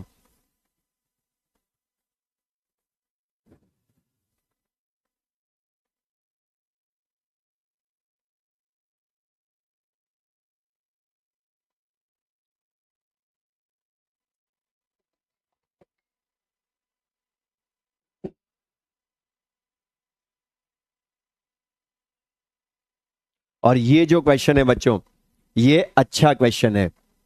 इसमें आपको यूनिट भी पढ़नी है। मैंने आपको लास्ट क्लास में बोला था कि मैं क्वेश्चन अच्छा करना है तो मुझे रेट ऑफ रिएक्शन की यूनिट का ही चेंज करूंगा। अब यहां ध्यान से देखिए, इस क्वेश्चन में आपको बोला है 2CO2 गैस गिव्स, सॉरी बच्चों इसमें थोड़ा सा करेक्शन है, इसमें ध्यान से देखिएगा बच्चों, ये जो लिखा है ना प्लस, ये है एरो, ये एरो है बच्चों, ये करेक्शन सही कर लीजिएगा क्वेश्चन में। 2CO2 gives 2CO plus O2 gas. और बच्चों आपको दिया है क्वेश्चन ने ROD ऑफ CO2 इज 11 ग्राम पर लीटर पर सेकेंड, 11 ग्राम पर लीटर पर सेकेंड। और हमसे पूछा है rate of formation of CO, rate of formation of CO। अब यहां पर बच्चों एक चीज का ध्यान सुन लीजिए, मैं जो बोल रहा हूं एक चीज ध्यान सुनिएगा बच्चों, कि अगर क्वेश्चन में जिस यूनिट में डाटा गिवन हो, आंसर भी उसी यूनिट में लाएंगे हम। जिस यूनिट में डाटा गिवन है आंसर भी उसी यूनिट में आएगा। अब यहां पर जो है, यहां पर बच्चों देखिए ये 11 ग्राम पर लीटर पर सेकंड है। अब बच्चों हमें रिएक्शन दी है 2CO2 gives 2CO plus O2, ये रिएक्शन है बच्चों। 2CO2 gives 2CO plus O2। अब बच्चों मैं इसकी रेट ऑफ रिएक्शन अगर लिखूंगा तो रेट ऑफ रिएक्शन लिखेंगे बच्चों, CO2 के रेस्पेक्ट में लिखूं तो हाफ इंटू माइनस dCO2/dt लिख सकता हूं बच्चों। और पूछा किसके लिए है? CO के लिए, तो CO के लिए लिखूंगा तो भी बच्चों उसका कॉफिशिएंट 2 है, इसलिए हाफ इंटू प्लस DCO/dt। अब बच्चों आप देख सकते हैं यहां पर दोनों के कॉफिशिएंट सेम है, इसलिए दोनों के रेस्पेक्ट में कॉफिशिएंट कट जाएंगे और दोनों के लिए रेट ऑफ CO की जो रेट ऑफ फॉर्मेशन होगी बच्चों, वही rate of disappearance of CO2 भी होगी। मतलब बच्चों rate of formation of CO rate of disappearance of CO2 के इक्वल। वेरी गुड बच्चों, बहुत सारे बच्चों का सही है, लेकिन कुछ ने गलत भी कर लिया खुशी खुशी में।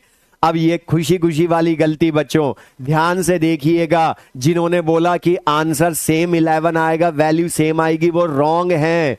क्यों रॉन्ग है बच्चों? यहां पर देखिए, अभी तक हमने हर क्वेश्चन में देखिए कंसंट्रेशन की यूनिट क्या लिखी थी, molarity time inverse, molarity time inverse. लेकिन इस क्वेश्चन में देखिए बच्चों, हमें कंसंट्रेशन मोलैरिटी दी ही नहीं है, ये है मास ना कि मोल।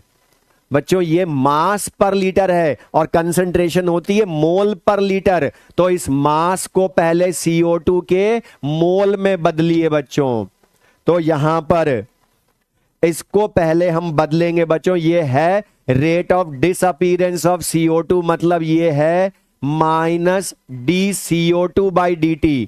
लेकिन ये कंसंट्रेशन है ही नहीं, स्क्वायर ब्रैकेट कंसंट्रेशन को शो करता है और ये है मास। तो बच्चों इसको पहले मोल में बदलिए, और हमने पढ़ा मोल कॉन्सेप्ट में मास बाय मॉलिक्यूलर वेट होता है मोल। तो ये हो गया अब मोल पर लीटर पर सेकंड, और बच्चों ये मोल पर लीटर पर सेकंड मतलब 1/4 हो गई वैल्यू। तो बच्चों ये जो 1/4 है बच्चों, ये वैल्यू पुट करेंगे हम यहां पर, ये वैल्यू पुट करोगे तो बच्चों इससे DCO/dt आ जाएगा 1/4 मोल पर लीटर पर सेकंड। तो बच्चों मोल की टर्म में अगर पूछता तो आंसर सेम हो जाता, लेकिन ध्यान रखिएगा बच्चों, मैंने अभी बोला था कि जिस यूनिट में डाटा गिवन हो फाइनल आंसर भी उसी यूनिट में होना चाहिए। मतलब ये मोल पर लीटर पर सेकंड आया है, लेकिन हमें इसको बदलना पड़ेगा मास में बदलना पड़ेगा। और बच्चों हमने पढ़ा है किसी भी, लेकिन अब बच्चों ये किसके मास में बदलेंगे हम? कार्बन मोनोऑक्साइड के रेस्पेक्ट में, और कार्बन मोनोऑक्साइड का मास है बच्चों हमें पता है 1 मोल का मास, मोल कॉन्सेप्ट हम पढ़ चुके हैं। अब तो 1 मोल का मास होता है किसी भी सब्सटेंस का मॉलिक्यूलर वेट इन ग्राम।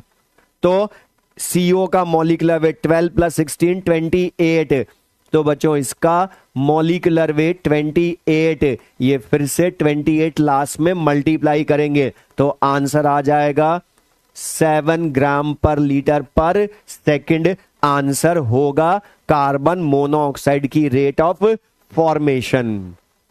अब बच्चों ये क्वेश्चन जो है ये इजी सा, लेकिन फिर भी बहुत अच्छा, क्योंकि इसमें आपने यूनिट को बदला है। इसलिए बच्चों ध्यान से पढ़िएगा, अभी तक चारों क्वेश्चंस जो मैंने करवाए उनमें यूनिट मोलैरिटी ही थी, इसलिए आंसर डायरेक्ट मोलैरिटी में आ जाता था। लेकिन यहां पर मास है, तो बच्चों मास है तो आंसर लास्ट में पहले लाना मोल ही पड़ेगा, फिर उसको मास में बदलेंगे। वेरी गुड बच्चों, बहुत सारे बच्चों का सही है, लेकिन कुछ ने गलत भी कर लिया। सही करके गलत कर लिया बच्चों, एक खुशी खुशी में होगी, उन्होंने आंसर छोड़ दिया 0.25 तक ही। लेकिन बच्चों 0.25 तक छोड़ दिया तो उसको नहीं छोड़ना था, उसको मास में बदलना था बस। और बच्चों एक चीज सुन लीजिए, सबसे अच्छी चीज, आपको इतना भी नहीं सोचना, आपको तो बस ध्यान रखना है क्वेश्चन में ऑप्शंस में यूनिट पढ़ लेना, बस यूनिट पढ़ लेना ऑप्शंस में। और पीयूष बेटा नेगेटिव में आंसर नहीं होगा, क्योंकि इतनी बार मैं बोल चुका हूं कि ये जो रेट ऑफ डिसअपीयरेंस होती है ये इंक्लूडिंग माइनस साइन ही होती है, इसलिए माइनस हम नहीं आएगा अलग से। अब बच्चों यहां पर CO2 का हमने कॉफिशिएंट ले लिया था बेटा, क्योंकि वो कट गया कॉफिशिएंट, इसलिए कोई फर्क नहीं पड़ा। तो सिंपल सी एक चीज बोल रहा हूं बच्चों, कंक्लूड करूं मैं कि जब भी यूनिट मास में हो इस क्वेश्चन को मैं कंक्लूड करूं बच्चों, क्वेश्चन जब भी यूनिट उसकी मास की टर्म में हो तो सबसे पहले उसको मोल में बदलो, जिसका आंसर लाना है उसको भी मोल की टर्म में लाओ, और लास्ट में उसको वापस से मास में बदल लो। तो बच्चों ये क्लियर है बच्चों सबको, ये समझ में आया। अब और चेंज कर रहा हूं क्वेश्चन में बच्चों में, नेक्स्ट क्वेश्चन बच्चों ये, अब यहां पर फिर से डाटा चेंज है बच्चों।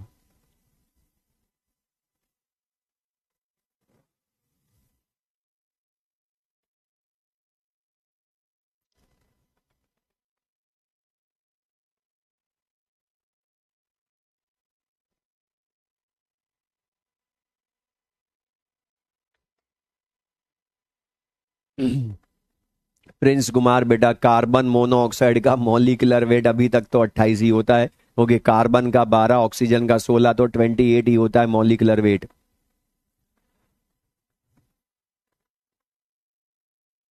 अब बच्चों यहां पर आप देखिए इस क्वेश्चन में और अभी तक हमने जो क्वेश्चन किए उनमें डिफरेंस है।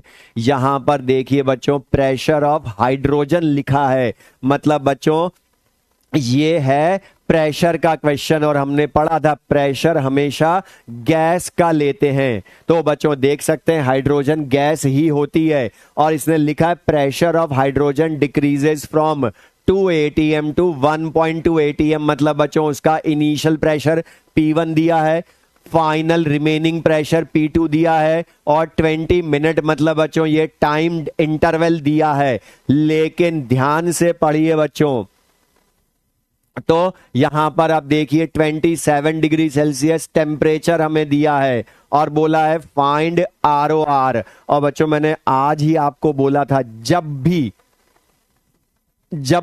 ROR लाना हो, प्रेशर से ROR लाना हो तो यूनिट सबसे पहले चेक कीजिएगा। और आप ध्यान से देखिए यहां पर 2 यूनिट में आंसर लाना है।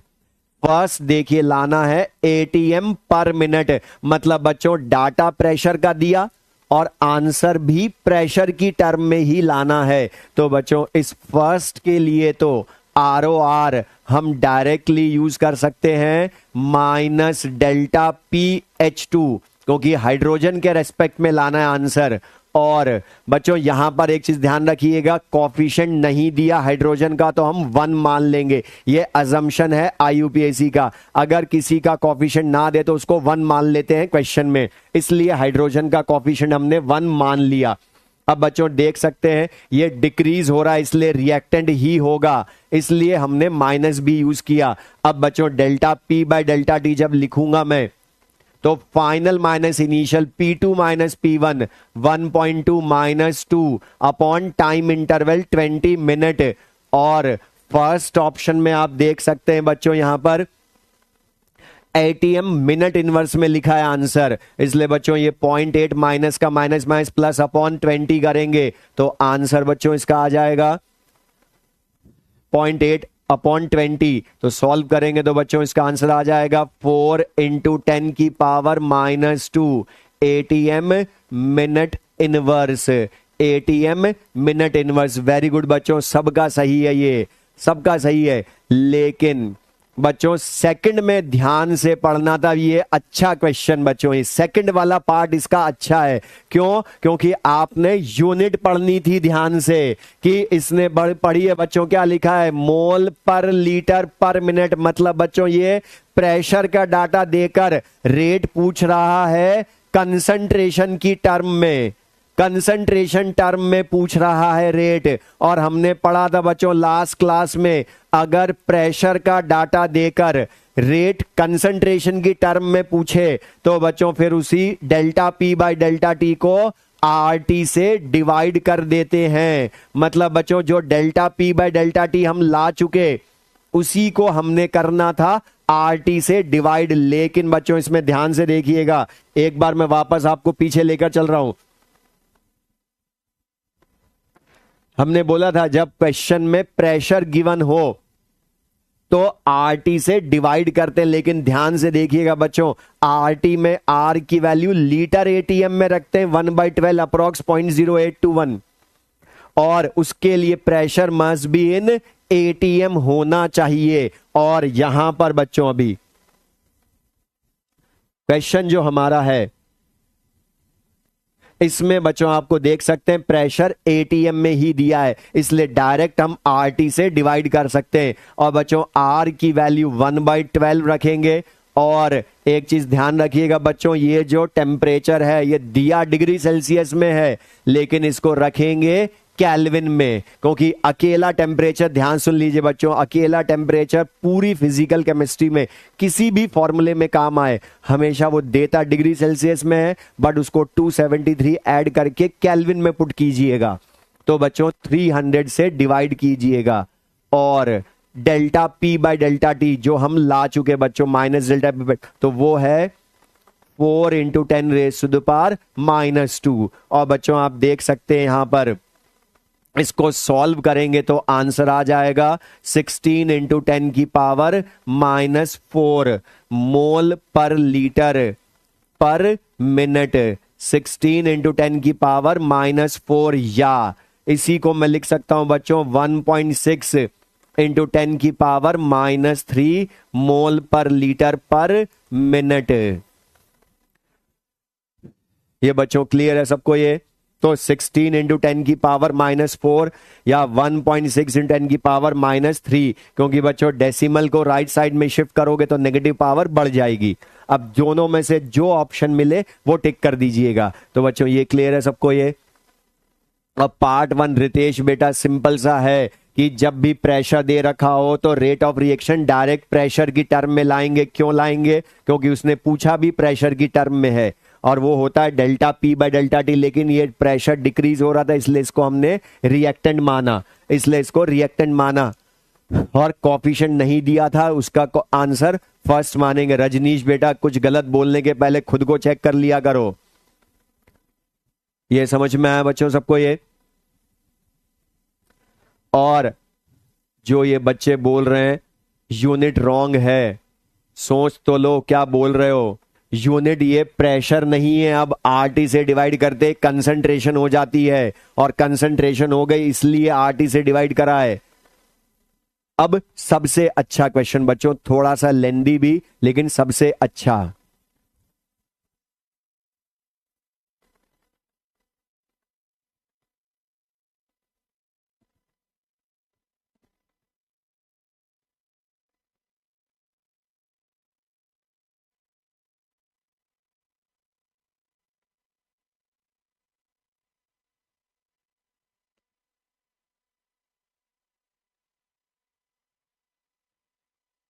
अब बच्चों इस क्वेश्चन में आप देखिए,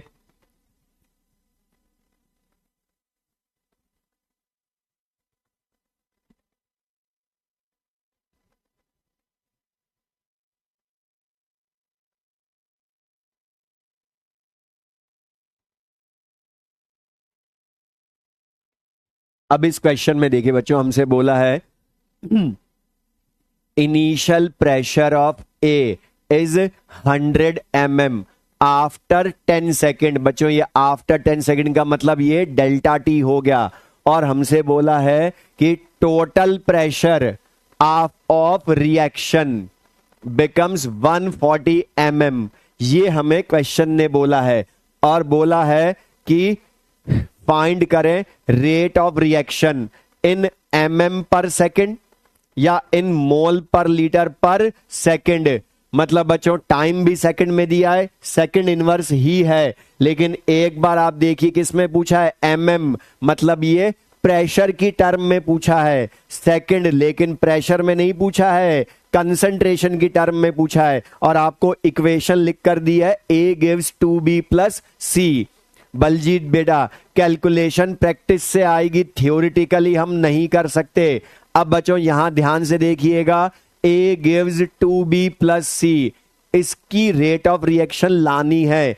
अब यहां ध्यान से देखिएगा बच्चों ये कि अब सुन लीजिए मैं जो बोल रहा हूं ध्यान से। हमने हमेशा बोला है आपको ROD ROA वाले क्वेश्चन में कुछ भी समझ में आए चाहे ना आए, ROR का एक्सप्रेशन लिखिएगा, लेकिन ROR का एक्सप्रेशन लिखने में अब यहां देखिए बच्चों प्रेशर दिया है, लेकिन दिया किसका है बच्चों, आप देख सकते हैं ए का प्रेशर दिया है। मतलब मैं रेट भी लाऊंगा ए के रेस्पेक्ट में, बी और सी के डाटा मुझे दिए ही नहीं क्वेश्चन में, इसलिए हम ए के रेस्पेक्ट में रेट लिखेंगे। और बच्चों ए के रेस्पेक्ट में जब रेट लिखूंगा तो फर्स्ट क्वेश्चन में हमसे पूछा है mm पर सेकंड, मतलब प्रेशर की टर्म में ही पूछा है। अब ROR लिखूंगा बच्चों तो ए का कॉफिशिएंट 1 है, तो 1 से डिवाइड भी करोगे बच्चों, आपके कॉफिशिएंट लिख कर दिया इसलिए 1/1 इंटू ए के रेस्पेक्ट में लिखूंगा तो minus delta P A bye delta T लिखते हो, delta P A bye delta T. अब बच्चों यहां पर आप देखिए हमें minus delta P A bye delta T में बच्चों डेल्टा टी आफ्टर 10 सेकेंड हमें डायरेक्ट दे रखा है, इसलिए डेल्टा टी की वैल्यू 10।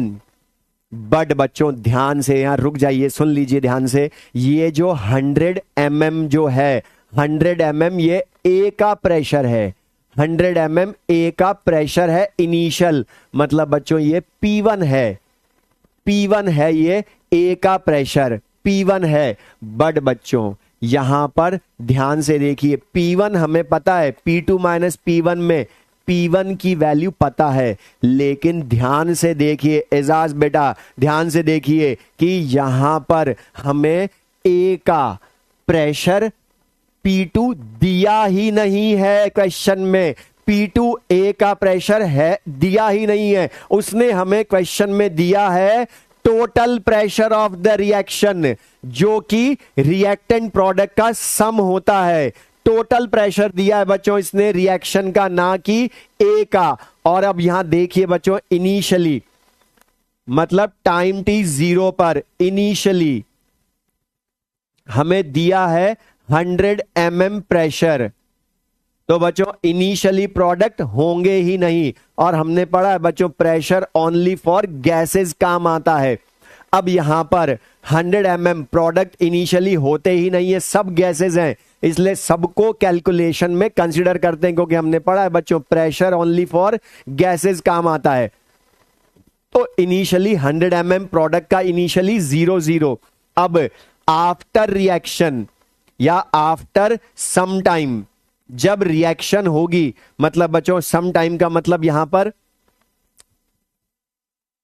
आफ्टर 10 सेकेंड जब रिएक्शन होगी। अब बच्चों ऐसे क्वेश्चन हमने लिमिटिंग रिएजेंट एक्सिस रिएजेंट वाले क्वेश्चंस में किए हैं। बच्चों अगर मैं आपसे बोलूं 10 सेकेंड के बाद ए, अब ध्यान से मुझे बताइए, वेरी गुड बच्चों सबका सही है, 2 mm पर सेकेंड जिनका आया वो करेक्ट है, बट ध्यान से सुन लीजिए जिनका रॉन्ग आ रहा है वो ध्यान से समझिए, क्योंकि कुछ का रॉन्ग भी है, ये ध्यान से समझिए। यहां पर हमें ए का इनिशियल प्रेशर तो दिया था, लेकिन ये मैंने क्यों नहीं बोला 140 mm जो है ये ए का प्रेशर हो ही नहीं सकता। क्यों नहीं हो सकता?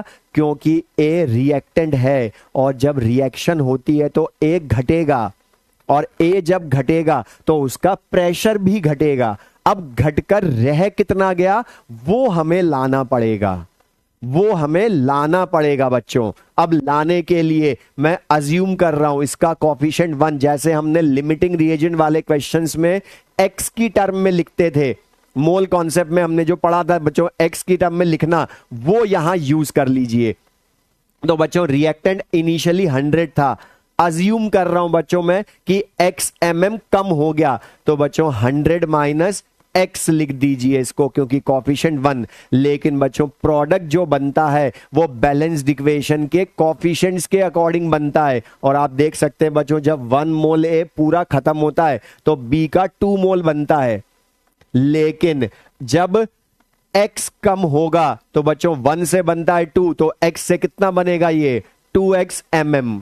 C का कितना बनेगा बच्चों x mm, और बच्चों ये जो है ये x की टर्म में रिमेनिंग और प्रोड्यूस्ड हैं, रिमेनिंग और प्रोड्यूस्ड प्रेशर हैं। अब बच्चों अगर हमें x की वैल्यू मिल जाए तो हमें रिमेनिंग प्रेशर ऑफ A मिल जाएगा। अब बच्चों इस x को लाने के लिए उसने क्या दिया है टोटल प्रेशर, और आपको थोड़ा सा Dalton's law of partial pressure का याद हो बच्चों, जो फिजिक्स में पढ़ते हो कि टोटल प्रेशर ऑफ मिक्सचर होता है सारी गैसेस के पार्शियल प्रेशर के सम के इक्वल। मतलब बच्चों ये जो टोटल प्रेशर होगा वो होगा ए बी सी तीनों के पार्शियल प्रेशर के सम के इक्वल। मतलब पी टोटल जो होगा बच्चों वो P A plus P B plus P C. अब बच्चों हम क्वेश्चन ने 140 mm दिया, हमारे अकॉर्डिंग ए का partial pressure 100 minus X, B का 2x, सी का x। सॉल्व करेंगे ये एक x कट जाएगा बच्चों यहां से, और यहां से बच्चों हम लिख सकते हैं x की वैल्यू लाएंगे तो वो आ जाएगी 20 mm। और बच्चों ये 20 mm जो आई वैल्यू ये हम x की जगह पुट कर दें, और x की जगह पुट करेंगे तो बच्चों ये हो गया 80 mm। और आप देख सकते हैं बच्चों रिएक्टेंट घटता है तो वो घटकर कितना रह गया बच्चों 100 से 80 mm, और ये बढ़कर हो जाएगा बच्चों 40 mm, और C का हो जाएगा 20 mm। अब बच्चों यहां पर जो हमें P2 की वैल्यू नहीं दी थी तो हमने वो ले आए 80 माइनस 100, और इसको सॉल्व करेंगे बच्चों तो आंसर आ जाएगा 2 mm पर सेकंड। बट बच्चों ये rate of reaction I pressure की टर्म में। तो फर्स्ट वाला पार्ट बच्चों यहां ध्यान से सुनिएगा कि ये जो क्वेश्चन है इसको हमें थोड़ा सा सॉल्व करके लाना पड़ा, लेकिन जबकि इसके पहले वाला क्वेश्चन बच्चों इसमें देखिए ध्यान से, ये जो दोनों क्वेश्चन मैंने करवाए साथ में, इनको जानबूझ के साथ में करवाएं, ध्यान से समझिएगा बच्चों। यहां पर देखिए हाइड्रोजन रिएक्टेंट का प्रेशर डिक्रीज हो रहा था तो उसने P1 P2 खुद ने हमें दे दिए थे, इसलिए हमने डायरेक्ट फॉर्मूला यूज कर लिया था। लेकिन इस क्वेश्चन में बच्चों हमें इनिशियल प्रेशर तो दिया था P1, लेकिन टोटल प्रेशर ऑफ रिएक्शन दिया था। अब बच्चों सेकंड पार्ट में हमसे पूछा है मोल पर लीटर पर सेकंड, लेकिन बच्चों सेकंड पार्ट को जब लाएंगे तो ध्यान से देखिएगा बच्चों, रेट ऑफ रिएक्शन सेकंड में कंसंट्रेशन की टर्म में लानी है। लो वो हम क्या करेंगे बच्चों, उसी delta P by delta T को RT से डिवाइड कर देंगे, RT से डिवाइड कर देंगे, और बच्चों delta P A by delta T हम ला चुके। लेकिन यहां पर ध्यान से देखिएगा बच्चों, यहां पर ये mm में है आंसर, और हमने बोला था बच्चों कि अगर RT से डिवाइड करोगे तो R रखते हैं लीटर ATM में, इसलिए ये delta P by delta T में ये प्रेशर भी होना चाहिए इन ATM, जो ये है ही नहीं अभी ATM में। इसलिए बच्चों हमने पढ़ा था लास्ट क्लास में mm को ATM में चेंज करना पड़ेगा, उसके लिए 760 से डिवाइड करोगे। तो बच्चों यहां पर हमने इसको 760 से डिवाइड क्यों करा, क्योंकि हमें ATM में चाहिए प्रेशर, तभी तो हम 1/RT से डिवाइड करके कंसंट्रेशन ला पाएंगे। और अब बच्चों यहां पर डिवाइड जब करेंगे, सॉल्व करेंगे, तो टेम्परेचर हमें दिया है 27 डिग्री सेल्सियस, उसको केल्विन में रखेंगे तो 300 केल्विन, और 300 केल्विन से डिवाइड करोगे 1/12 R वैल्यू रखेंगे, 300 से डिवाइड करेंगे और 2/760 रखेंगे। यहां बच्चों ओनली 2 नहीं रखेंगे, बस ये ध्यान रखना था 2/760 रखेंगे, और ये थोड़ा सा कैलकुलेशन आपको करनी पड़ेगी बच्चों, और इसका आंसर आ जाएगा 1.06 इंटू 10 की पावर -4 मोल पर लीटर पर सेकंड। और बच्चों ये ध्यान रखिएगा, ये वाला बच्चों ये क्लियर सबको, ये जो आंसर आया सबका सही है, संजय बेटा करेक्ट है आपका। यहां पर ROR जो लाए वो हम लाए यहां पर 1.06 इंटू 10 की पावर -4, और ये जो वैल्यू आई बच्चों यहां पर बस आपको ध्यान रखना था कि ROR लाने में ये प्रेशर को ATM में बदलना था बस, क्योंकि ये MM था, जबकि पहले वाले में हमने देख सकते हैं हमने इसको ATM में बदलने की जरूरत ही नहीं थी। क्यों जरूरत नहीं थी, क्योंकि यहां प्रेशर डायरेक्टली एटीएम में दे रखा था, लेकिन इसमें एमएम में था। फर्स्ट वाले में तो एमएम में पूछा था, लेकिन सेकंड में कंसंट्रेशन में पूछा था। तो बच्चों जिनका भी गलत हुआ लास्ट में उनको ध्यान रखिए, अब ये सिली मिस्टेक नहीं करनी है। अब एक चीज मैं बोल रहा हूं बच्चों, ये जो मैंने अभी पढ़ाया आज, इसको ध्यान से पढ़िएगा, रिवाइज कीजिएगा। क्वेश्चन जैसे मैंने बोला, मैं समराइज कर दूं शॉर्ट में बच्चों, तो जब भी आरओडी आरओए का क्वेश्चन हो तो आरओआर का एक्सप्रेशन लिखना है। यूनिट पढ़िएगा, मास में हुआ तो मोल में बदलूंगा। थर्ड, प्रेशर दे रखा हो तो ऑप्शंस में यूनिट पढ़िएगा। तो बच्चों ये क्लियर है सबको ये। अब यहां पर मैं जो बोल रहा हूं बच्चों ध्यान सुन लीजिए, टेस्ट का सिलेबस बता रहा हूं, टेस्ट का सिलेबस बता रहा हूं, ध्यान से सुन लीजिएगा। केमिकल काइनेटिक्स हम टेस्ट के पहले तक जहां तक पढ़ लेंगे वहां तक आएगा, और जो हम प्रीवियस चैप्टर पढ़ चुके हैं मोल कॉन्सेप्ट वो भी आएगा, क्योंकि बच्चों जिससे आप दोनों चैप्टर्स आपके साथ में रिवाइज होते रहेंगे, कभी भी आपका बैकलॉग नहीं होगा। बैक पोर्शन आपको साथ में रिवाइज करना है। और अभिषेक बेटा लेंदी आ सकता है नीट में, क्योंकि ये नीट का ही क्वेश्चन है, इसलिए ये मत सोचिएगा कि ये नीट का क्वेश्चन नहीं है, ऐसे लेंदी नहीं आते। तो बच्चों ये क्लियर है सबको ये। तो टेस्ट का सिलेबस मैंने आपको बता दिया, मोल कॉन्सेप्ट पूरा चैप्टर आएगा, और केमिकल काइनेटिक्स जहां तक पढ़ लेंगे वहां तक आएगा। ठीक है बच्चों, थैंक यू।